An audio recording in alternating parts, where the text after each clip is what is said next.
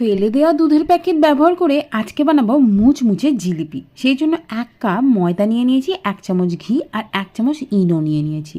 তার মধ্যে অল্প অল্প জল দিয়ে একটা ব্যাটার তৈরি করে নেব। ঠিক এই রকম হবে, মানে চামচের গায়ে একটা পরত লাগবে এরকম। ব্যাটার তৈরি হয়ে গেছে। অন্যদিকে প্যানের মধ্যে দিয়ে দিলাম 1.5 কাপ মতো চিনি আর 1 কাপ মতো জল। ব্যাস, সেটাকে ফুটতে দেব ভালো শিরা তৈরি করার জন্য। আর দিয়ে দেবো কয়েকটা কেশরের টুকরো আর দিয়ে দিলাম 2টো এলাচ। এবার ভালো চিটচিটে হয়ে গেলে একটু রং দিয়ে এটাকে অন্য সাইডে রেখে দেব। এবার নিয়ে নিয়েছি ফেলে দেয়া একটা দুধের প্যাকেট। এবার গ্লাসের মধ্যে রেখে ব্যাটারটা দিয়ে দেব। এবার ব্যাটারটা দিয়ে এই দুধের প্যাকেটটা ভালো করে মুখটা পেঁচিয়ে নেব এবং একদিকটা মানে সরু দিকটা একটু কেটে নেব। তারপর জিলিপির আকারে তেলের মধ্যে দিয়ে দেব আর মুচমুচে করে ভেজে নিয়ে একদম সরাসরি ওই চিনির শিরার মধ্যে দিয়ে দিতে হবে।